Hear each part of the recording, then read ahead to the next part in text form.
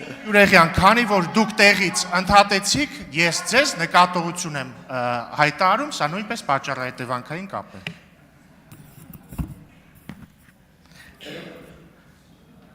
Պատճառահետևանքային կապերին անդրադառնանք, դե եթե կան այսքան հանճարեղ իմաստուններ, ահավասիկ վառ ներկայացիչ, հենա ինչի եք ես մարմինը պահում,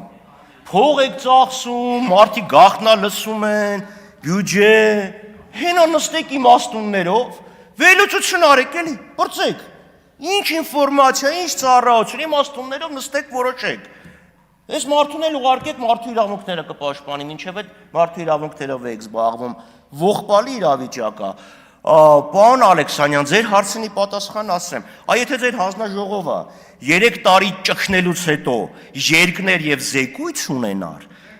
զեկույց չունի, որովհետեւ այդ թղթի տակ ընդամենը 4 հոգի աստորագրած 11 հոգու։ Հարգելի գործընկերներ, ասեք չնչատի, դուք զախողել եք 4 հոգի ստորագրություն կադրատա։ Իջեցրեք։ Լրություն, պարոն Ալեքսանյան։ Կադրատակ ընդամենը։ Պարոն Ալեքսանյան, լրեք մի հատ։ 4 հոգի։ 4 հոգով զախողել եք։ Պարոն Խաչատրյան, այս ամեն ինչը սկսեց նրանից հետո, երբ որ դուք բարձր տոնի մեջ սկսեցիք բղավել։ Մի բղավեք, հանգիստ տոնով ելույթ ունեցեք։ Որովհետև զախողված այդ փաստաթուղթը։ Հիմա մյուս խնդիրը սահմանազատման հետ կապված, պարոն Ռուբինյան, այդ սարեր ձորերը, որ ասում են, մի խելոք մարդ է ասել արտասահմանում։ ՀՀԿ-ն էլ դա արձանագրել է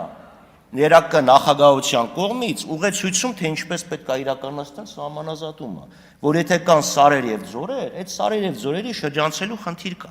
Բայց դեռ հարցս լրիվ ուրիշ է։ Սահմանազատման հետ կապված։ Ասում էին պետք է լինի 75 թվի գենշտաբի քարտեզը։ Բայց այդ ինչ եք փոխանակել իրար հետ։ Մյուսը սելայնակիցներ։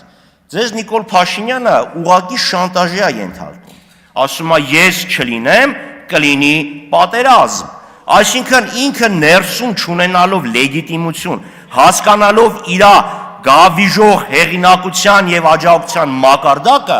ասում է ես չլինեմ, կլինի պատերազմ, այսինքն Ալիևը նստած ասում է ինչ ուզում ալնի, եթե հանկարծ փորձեք,